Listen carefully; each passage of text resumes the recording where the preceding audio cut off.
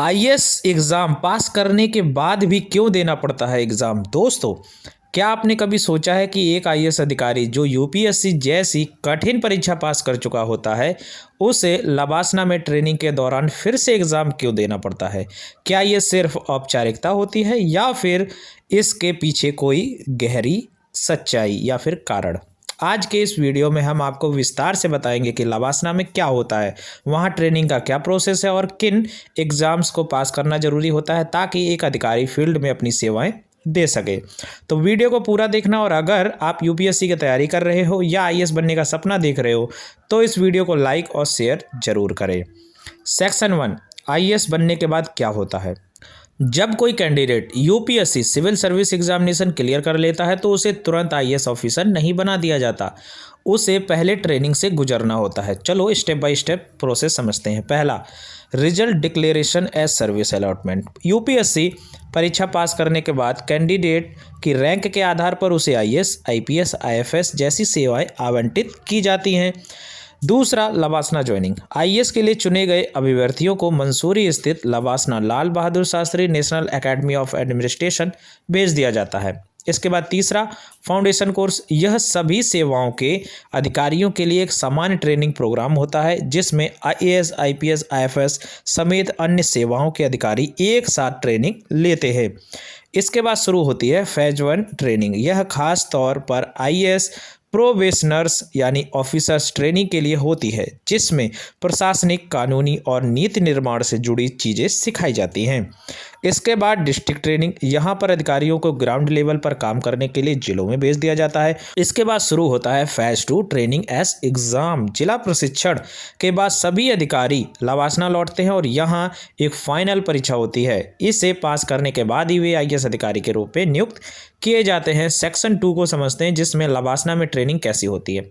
लबासना केवल एक training centre नहीं है, बल्कि यह एक शिक्षा और व्यक्तित्व विकास का केंद्र भी है। यहाँ एक आईएएस अधिकारी को देश की प्रशासनिक रीढ़ बनाने के लिए तैयार किया जाता है। लबासना में होने वाले प्रमुख ट्रेनिंग प्रोग्राम, फाउंडेशन कोर्स जो कि 3 महीने का होता है सभी सेवाओं के अधिकारियों के लिए, जैसे आईएएस, आईपीएस, आईएफएस, आईआरएस आदि। इसमें बेसिक एडमिनिस्ट्रेशन, कानून, कम्युनिकेशन स्किल्स, मैनेजमेंट, लोक नीति और राष्ट्रीय सुरक्षा पर फोकस किया जाता है। ट्रैकिंग, एडवेंचर एक्टिविटीज़ और भारत दर्शन टूर भी शामिल होता है।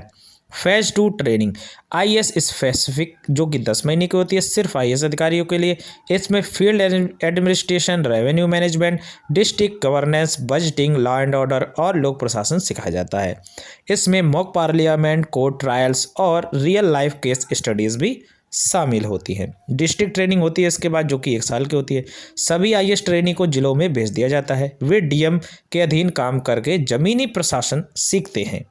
इसमें revenue collection, law and order, government policies implementation जैसी चीज़ें सीखनी होती हैं। फेज 2 इसमें जो चलता है वो ट्रेनिंग का होता है, जिसमें फाइनल ट्रेनिंग 2 महीने की होती है। फील्ड ट्रेनिंग के बाद दोबारा लबासना लौट आते हैं, जहां उन्हें अपनी जिला ट्रेनिंग के अनुभवों को साझा करने और उन्हें एडवांस लेवल पर सुधारने का मौका मिलता है। इसी दौरान फाइनल परीक्षा, फाइनल असेसमेंट एग्जाम होती है, जिसे पास करना जरूरी होता है। अब आता है सेक्शन 3, लबासना में परीक्षा क्यों ली जाती है। अब समझो, अब सबसे बड़ा सवाल है आईएएस बनने के बाद भी परीक्षा क्यों होती है।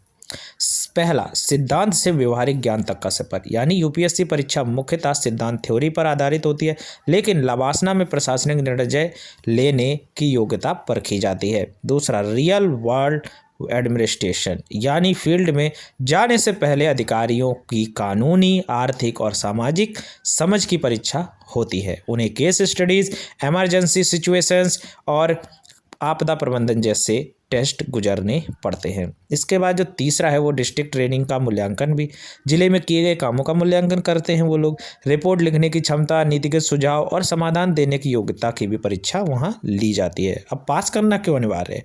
अगर कोई अधिकारी इस परीक्षा में फेल हो जाता है तो उसे फिर से ट्रेनिंग का हिस्सा बनना पड़ सकता है। कुछ मामलों में सेवा अवधि बढ़ा दी जाती है, यानी ट्रेनिंग पीरियड बढ़ जाता है। सेक्शन 4 समझते हैं, लबासना की परीक्षा में क्या पूछा जाता है, ये भी समझ लो। अब जानते हैं कि लबासना में होने वाले एग्जाम्स में क्या क्या पूछा जाता है। पहला, लिखित परीक्षा, जिसमें प्रशासनिक निर्णय लेने की क्षमता, कानूनी प्रक्रियाओं की समझ, आर्थिक और सामाजिक नीतियों पर निबंध लिखवाते हैं। दूसरा, प्रोजेक्ट रिपोर्ट एक केस स्टडी, वास्तविक प्रशासनिक मुद्दों पर रिपोर्ट तैयार करना, समाधान सुझाने और नीति निर्माण में भागीदारी। इसके बाद होता है इंटरव्यू। वरिष्ठ आईएएस अधिकारियों के सामने केस स्टडी प्रेजेंटेशन करना होता है। फील्ड ट्रेनिंग से जुड़ी समस्याओं का विश्लेषण भी करना पड़ता है। क्या आईएएस बनने के बाद परीक्षा देना जरूरी है? तो दोस्तों यह स्पष्ट है कि आईएएस अधिकारी बनने के बाद भी ट्रेनिंग और परीक्षा क्यों अनिवार्य है। तो ये आप जान ही गए होंगे। अब थोड़ा की फैक्टर समझ लेते हैं। लवासना एक प्रशिक्षण संस्थान है जो आईएएस अधिकारियों को व्यवहारिक प्रशासन में दक्ष बनाता है। यहाँ परीक्षा केवल औपचारिक नहीं बल्कि योग्यता मापन का साधन है। लवासना की परीक्षा में लिखित, प्रोजेक्ट वर्क और इंटरव्यू शामिल है। अगर कोई अधिकारी इस परीक्षा में असफल होता है तो उसे दोबारा ट्रेनिंग का हिस्सा बनना पड़ेगा। अगर आपको यह वीडियो पसंद आया हो तो लाइक और शेयर करें, और अगर आप यूपीएससी की तैयारी कर रहे हैं तो हमारे चैनल को सब्सक्राइब करना ना भूलें।